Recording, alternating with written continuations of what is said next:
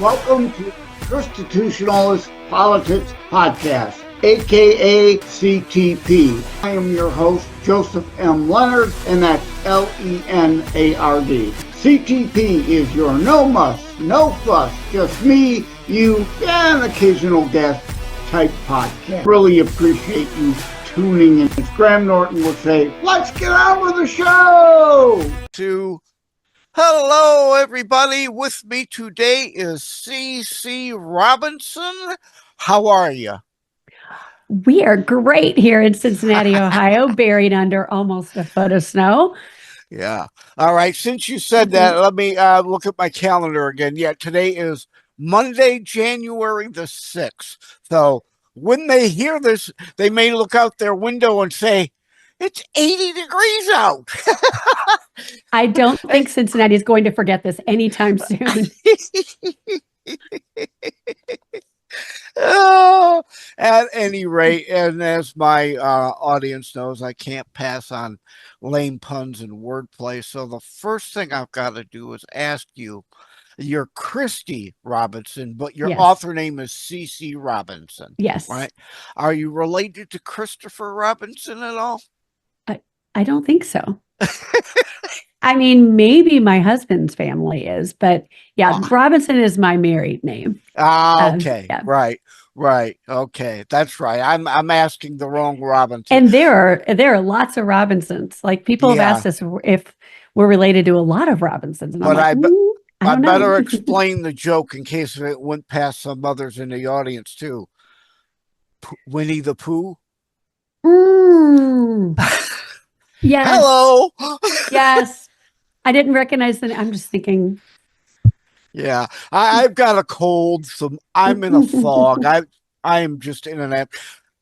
If you'd have said the joke to me, it probably would have went past me because of my cold head fog. The see already. Here we go. Well, and my brain's probably frozen. My brain's probably frozen anyway, so that's okay. So, indeed, the proverbial first question, and I like to joke, the Cue the Who song. Who are you? Who, right? Yes. Where were you born and raised and all that?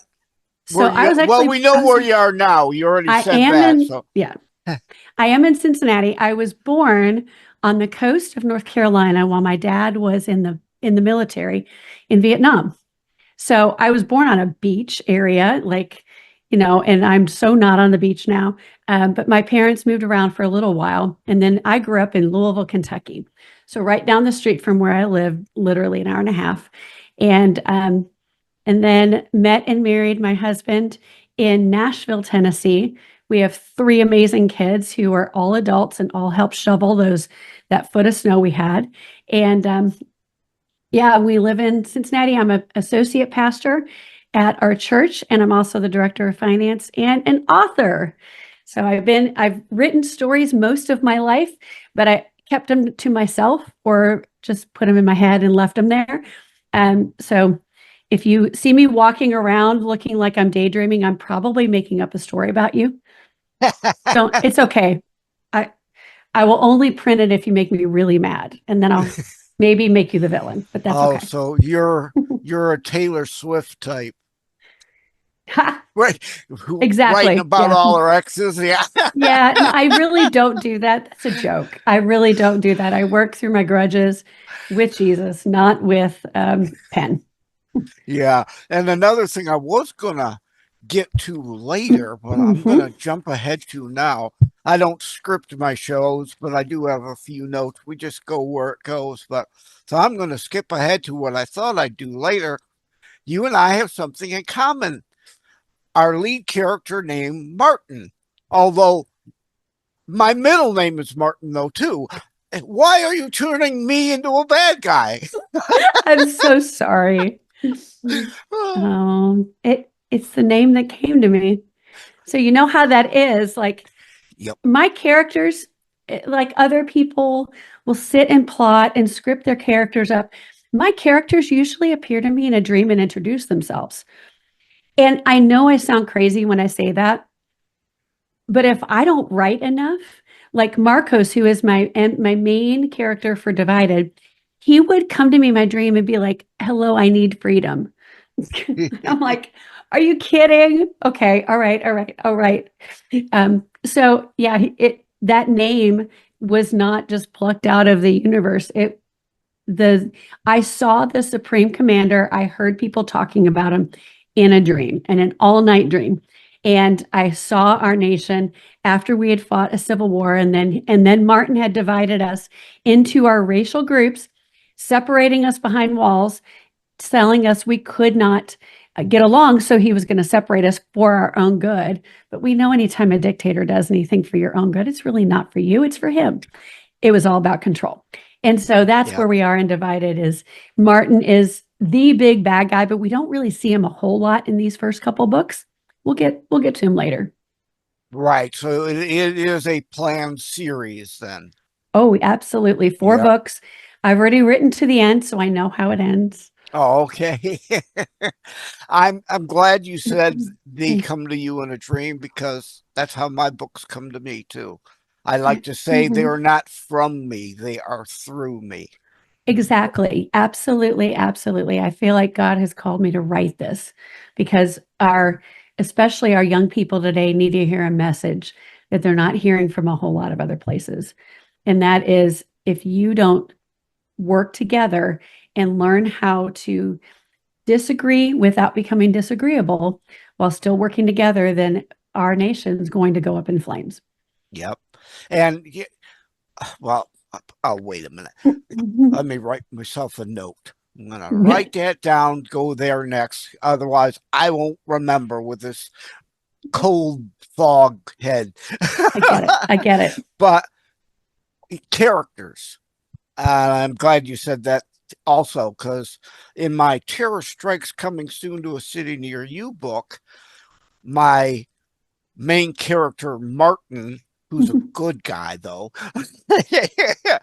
I spell it M-A-R-T-E-N to make it different. So, but his wife's name was originally going to be Marina, only because I knew a couple girls of Russian heritage that had that name.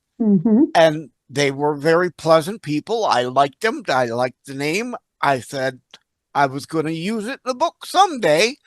But when the time came, I didn't like the fact that it would give that potential hint of the heritage of the character that I might not necessarily want.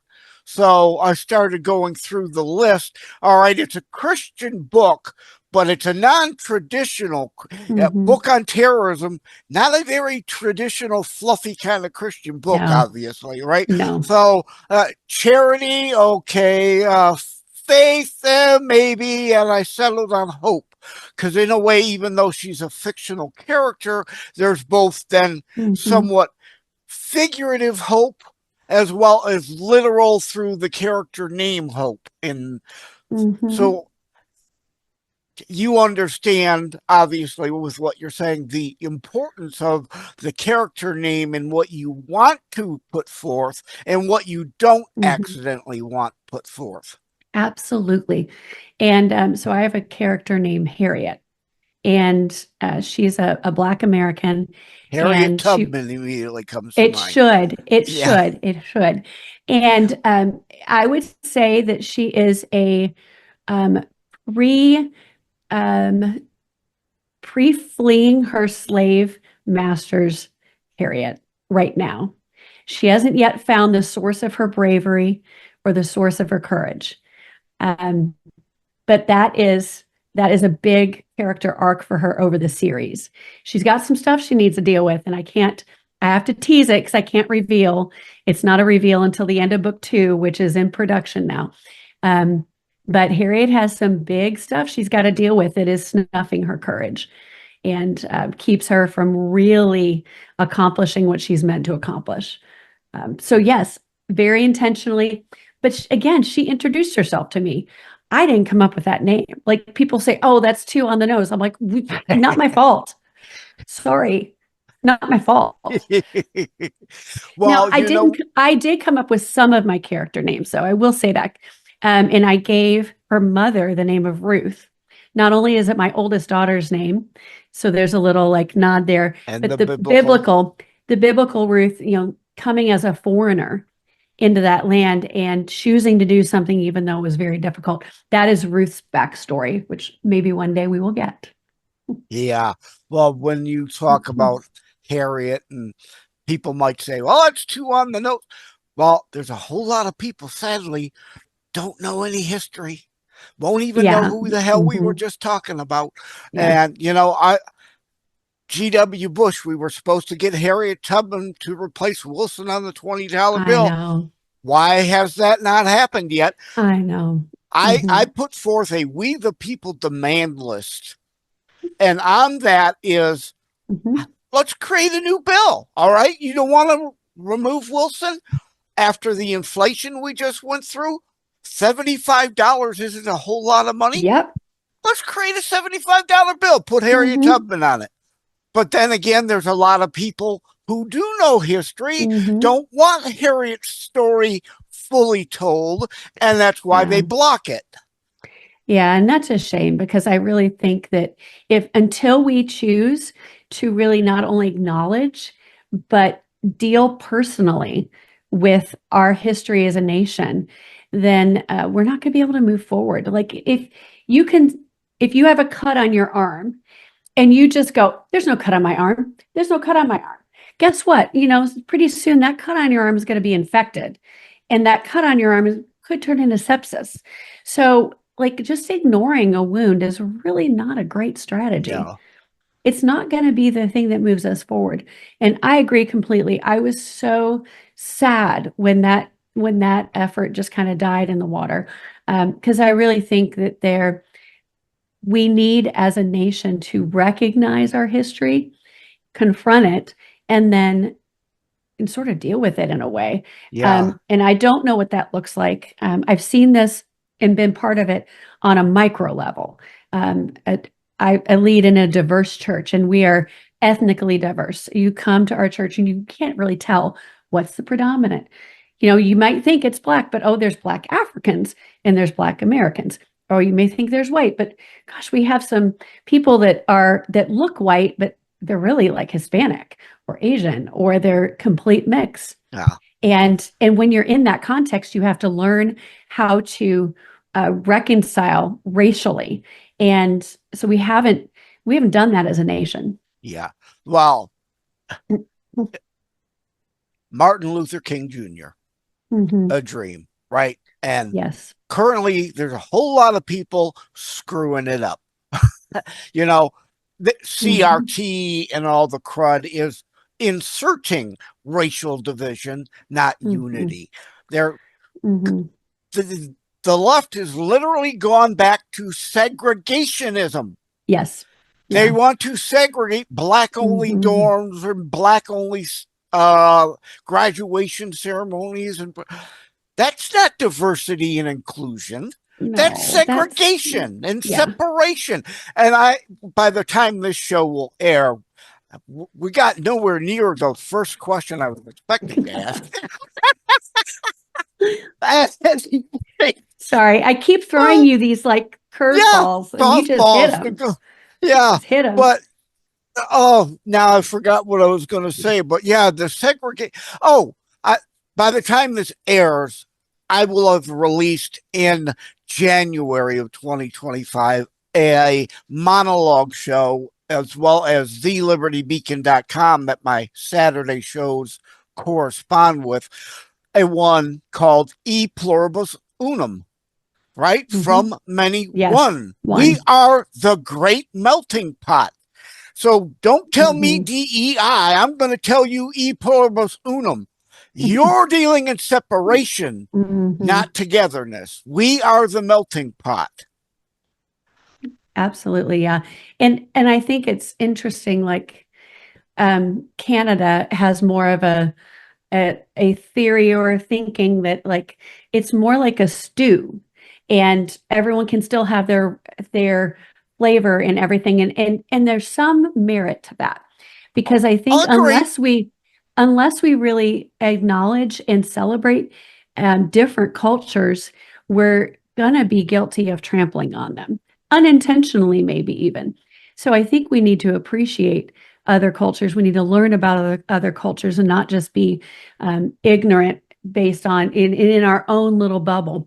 And just as you said, like this, I agree. I think that's the problem right now, is that everyone is kind of being forced into their groups. I was told as a white person that I can't write this book, I can't write this series. Well, that doesn't surprise me at all. But it's interesting because a lot of other writers said, well, that's preposterous. I'm not a serial killer, but yet I write serial killers. And writers know with enough research, you can get there. And I feel like it's that way with people too. With enough research, with enough learning, we can get to a place of understanding. We just have to want to. Yeah. Now, of course, got to put the disclaimer in. Things aren't perfect. Nothing is ever perfect. No one is ever perfect. If you're expecting perfect, you're delusional. Yes. But we have gotten better. And we are indeed, again, the most diverse and inclusive on the planet. And you have the freedom, equality of opportunity to make of yourself. And if not for all those cultures, we wouldn't have our unique American culture. Like well, may as well go there now, right? My heritage mainly is Italian, German, and Polish. The last name Leonard was Leonard Owaskowski or whatever at some time. I haven't dug far enough into the genealogy to find that out yet. But Keeler on my mother's side, as well as Sloveni, Italian on my mother's side too. So and it's okay to recognize those as long as you're not putting those above that you're an American. Yes. Yeah. And like in my book, so there's several characters who are mixed race, and they are not like saying, oh, you got to treat me this way because I'm X, Y, or Z. They're just who they are. And it is just part of who they are to be of a mixed ethnicity. And so there's an onus that we have as people of varying backgrounds to know our, history, to know what our, DNA is like, or what our ancestors did. We might have some gold there that can be dug out, not literal gold, but figurative gold. Right. You're leading me into the question that I was going to. Italian, Polish, German, what is your background? So I am a mutt, is the only way to say it. Let's start north and work our way south. So your husband picked you up from the local humane society? Yeah, pretty much. So I on my mom's side, I've got German, Irish, Scottish, and English. My dad's side, we found out when I was already an adult that my great-grandfather was full-blooded Jewish, emigrated to the U.S.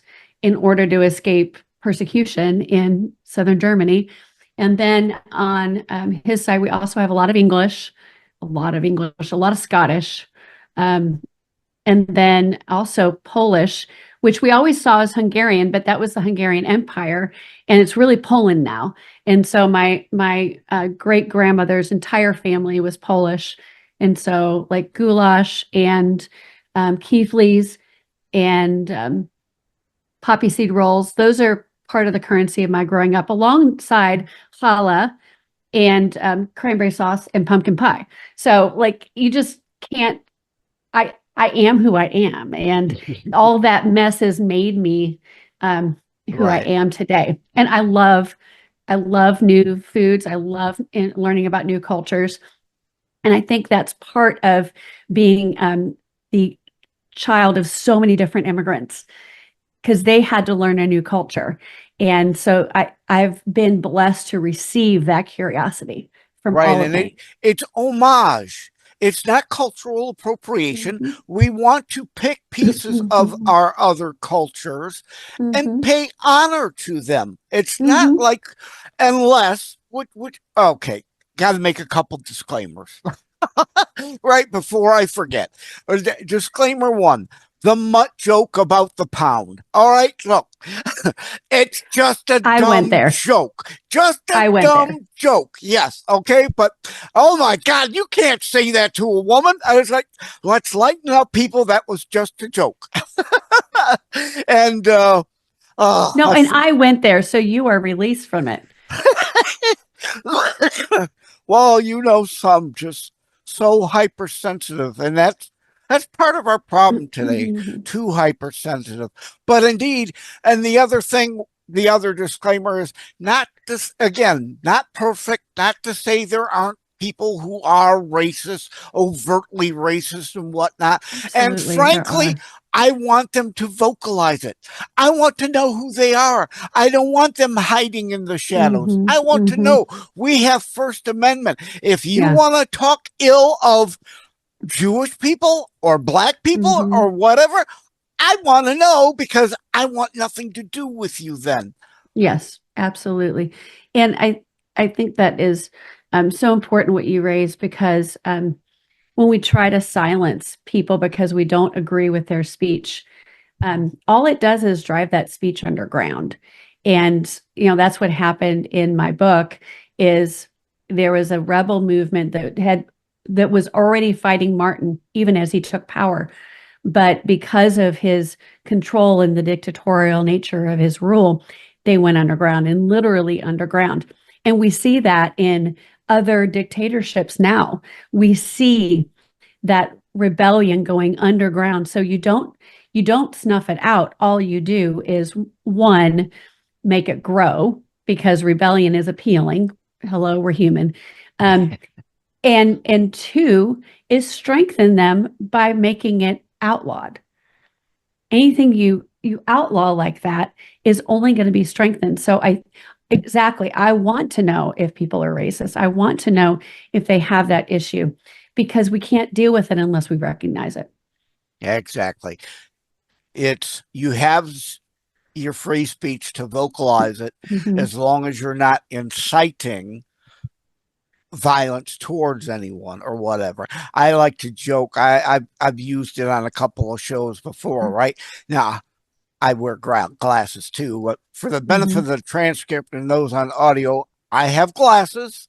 So does our guest, C.C.Robinson. I haven't mentioned your name again in a while, so I better get that in there, right? But hey, I can hate people with glasses all day long.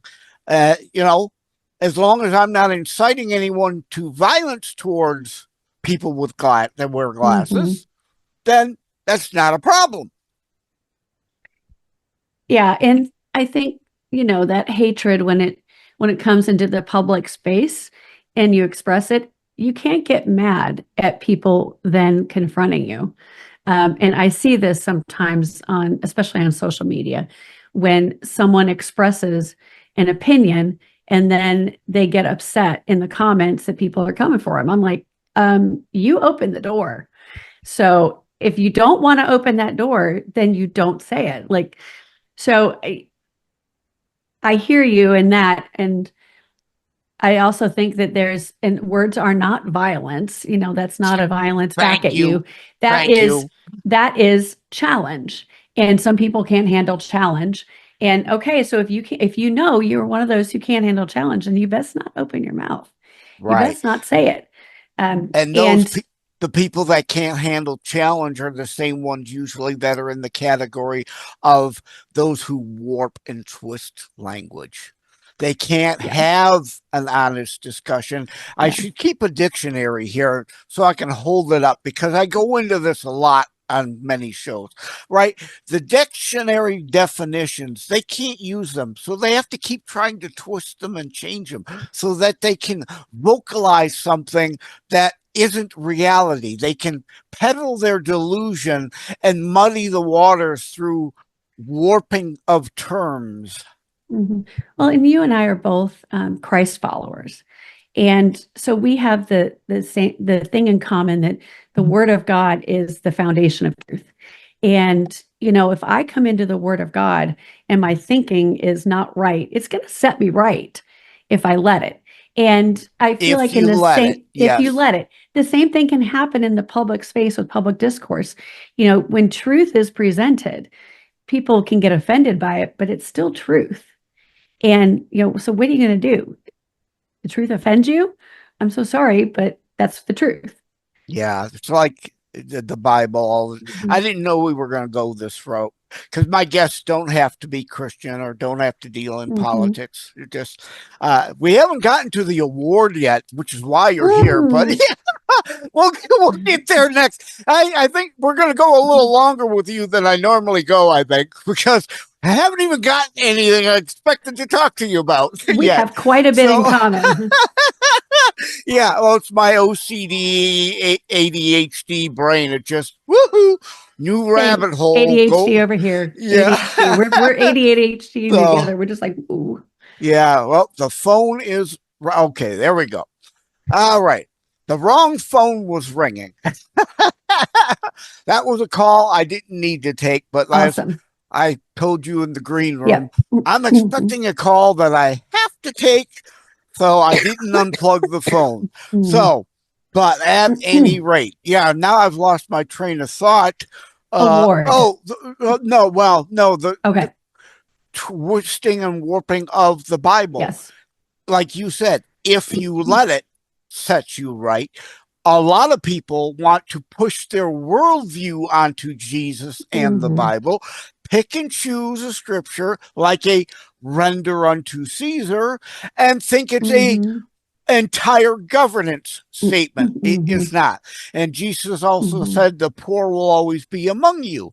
It is not a statement of economics, nor is it one of governance. It is of human nature, as you mentioned before. It's a human nature thing. For thousands of years, before Christ, after Christ, forever, human nature, we've been given free will, and there will always be some who never ever want to make anything of themselves. So the concept that you're going to eliminate poverty entirely is just idiotic. It's not biblical.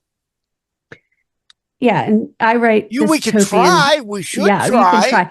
And I write dystopian literature, so even more so. Like I generally take one evil, one thing that I see that it's wrong, and I blow it up to where it would end up if we let it rule. And I mean, if we think back to our own nation with slavery, the Bible was used to support slavery. Does that make the Bible wrong? No, that makes the people who interpreted the Bible wrong. And, you know, so you have to have a good interpretation. But even if you look at it from a dystopian view, there can be rulers in this world. You know, the people of Israel living in Egypt, that wasn't exactly comfortable. They were in slavery. And yet God allowed them to suffer that for 400 years because he had a plan in mind to free them. And so we can't forget that even in the midst of evil ruling, even in the midst of something that appears to be not right, there's still a plan. God has a plan for this, and he might involve us. He might ask us to do something because it may be that there's something wrong that needs to be righted. But yes, you're right. There is always going to be evil among us because we as humans are evil in our very nature. We will make choices against the way God wants us to make. And is that like, should we fix that? Well, I'd have to fix you. Okay, so indeed, item 1 on the list. Item 1. So just 25 minutes in. International Firebird Book Awards. Yes. So not only that, but Divided has also won the Moonbeam Children's Book Award. Now you may think children's book is like picture book, includes young adult fiction, which I would fall into. And we've also made the short list or the long list, whatever you want to call it, for Chanticleer's YA award, the Dante Rossetti Award. So I won't hear that until May, but I'm just so honored that Divided is being recognized like this. Of course, there's the humble pie of NetGalley reviewers who trash trash me and go, it's the same thing over and over. And I'm like, really? Because I don't see any other, I really don't see any other actual dystopian novels who are really hitting diversity and division and hatred like I do, racial hatred. So, it's just an honor to be have received those awards and to be among the company of other authors that have received those awards. Yeah, I go into that in my How to Write a Book and Get It Published hints, tips, and techniques for those who are thinking about publishing, from concept to writing to publishing to marketing to indeed reviews. The trolls will always be there. The trolls are always the most vocal. Yeah. The trolls just love to attack people. Yeah, and I'm not going to call NetGalley reviewers trolls, but they are kind of harsh. They can be really demanding, and I want to get better, and so I read those reviews, I listen, and improve the craft. No, there's a difference between something constructive and something just, I hate your stuff. Exactly, and there's a mix. Yeah, because I had one review from someone, so I was disappointed. I was expecting there to be more dialogue, and another reviewer saw that review, decided to leave a review of their review in a way, said, well, what has this author ever said in way of dialogue that made you to believe it was a dialogue-laden book?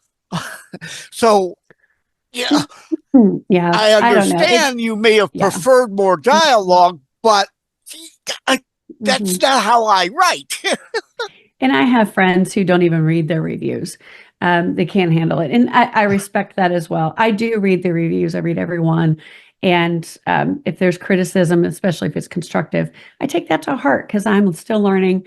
Divided was my first novel released, and I do work with an editor, and she's pretty tough on me. But, there's always ways to grow, and you're never perfect. Only Jesus is perfect. Yeah, absolutely. I said it earlier, right? No such thing as perfect. We got to get out the sin of hubris, right? Yes. It's not pride. The sin is hubris because, back to twisting and warping of language, like the root of all evil is money. No, that's not what it says. No. The love of money is the root. So it's just twisting and distorting. I should be proud of my son hitting the walk-off home run at Little League. I should be proud of my daughter getting all A's on her report card. If I solve a problem at work, I should be proud of it. It's a problem if it's hubris and you go into the boss, pound on the desk, I demand my salary be doubled because I'm the only person on the planet that gets anything done around here, then it's a problem. Yeah. Okay. Absolutely. Back to the award.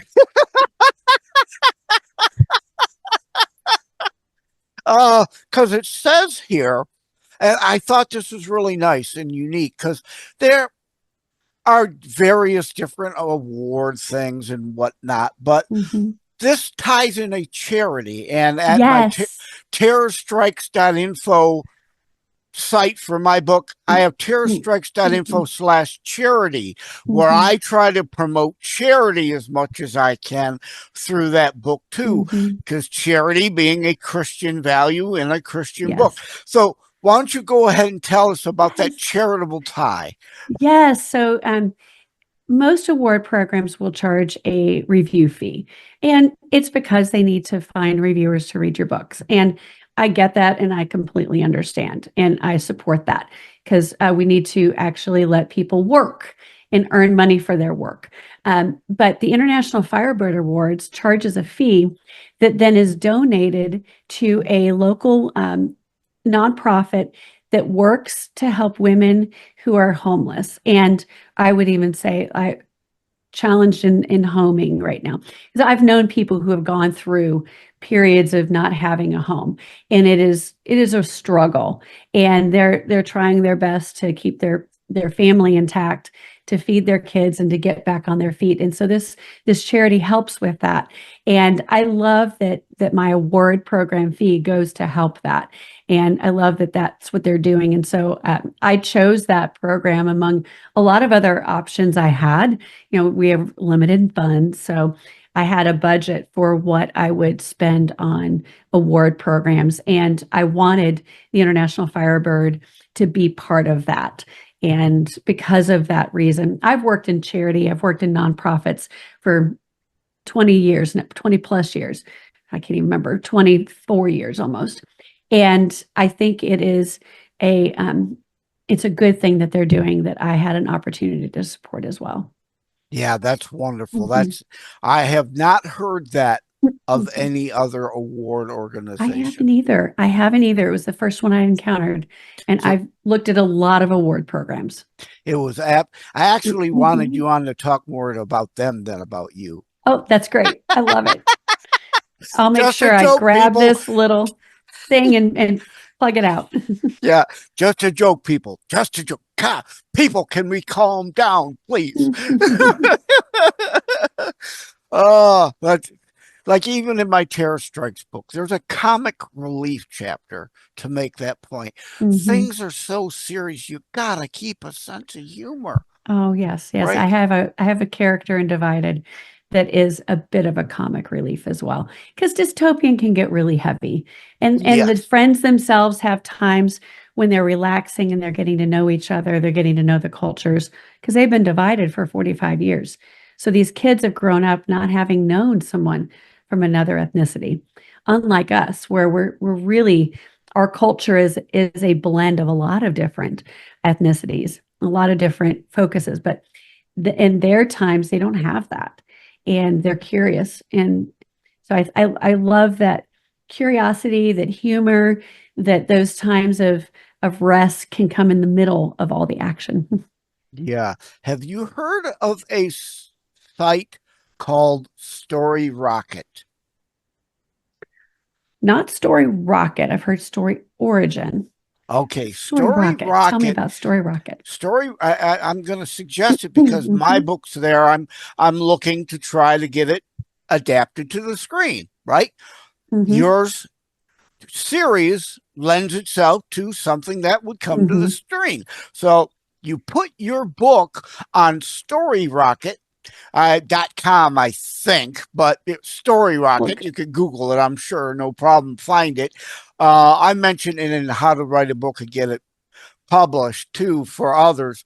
Yeah, Story Rocket allows you to kind of get your book in front of people who are in the Hollywood or movie making industry, not necessarily even Hollywood either. A lot more independent studios now, which is good. So you don't have to know somebody who knows somebody. You could put your book up on there. They're there looking, actors, actresses, producers, directors, studios. They're looking for content there that they might want to move forward with. And I think your material lends itself very much to that, and you might get picked up. I will check that out for sure. Absolutely. Thank you for the suggestion. Yep, no problem. Okay, so moving down the list, starting to wrap things up. What's the deal? Yeah, what's the deal? Turned into the Seinfeld show here. What's the deal? Speak Up Talk Radio. It's my brain fog today. I'm just so out of it with these medications, but now I don't even remember it. Speak Up Talk Radio. Yes. So Speak Up Talk Radio is a partner. And I was on one of their podcasts. So yeah. Okay. So there's not a direct affiliation or with the awards or anything like that. Okay. No, that is part of the whole, I guess, like organization. Yes. All righty. The Speak Up Talk Radio, I believe, and I'm not part of it. That's why I'm hesitating. I believe they help amplify the Firebird International Awards. Mhm. Oh, okay. All right. That Yeah, makes sense yeah. there then. Mhm. All right. I know what your website is, but Yes. this is an audio show mostly. So tell our audience, it will be in the extended show note version. If you go to Buzzsprout, find the show. The transcript has extended related links in it in the transcript there. But tell, for those listening, what it is. So it is C.C.RobinsonAuthor.com. And on there, I have a special offer for your listeners, for the listeners of the ChristiTutionalist podcast, and that is a free ebook. Join my newsletter list. There's plenty of places to subscribe. The buttons are available everywhere, both on the homepage and on CCRobinsonAuthor.com/subscribe, and you will get Upheaval for free. That is an ebook that sells on Amazon, but you'll get it for free. Great. Yeah. And again, that's CCRobinsonAuthor.com, not Yes. Winnie the Pooh and Christopher Not Winnie the Robinson.com. Pooh or Christopher Robinson. Nope, none of those. Not Mrs. Robinson either. We're not going to channel the Beatles. That's the one I typically get is the Mrs. Robinson. No, I'm amazed Yes. my brain didn't go there. Yeah, and now the rest of this day I'm going to have that doggone tune in my head. So I'm here's so to sorry. you, Mrs. Robinson. I'm so sorry. Oh boy. Yeah, thank you. No, thank you. Sorry about that.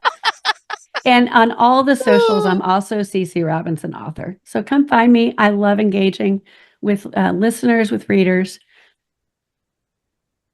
That's great. Thank you for coming on the show, C.C. Robinson. Thank you, Joseph.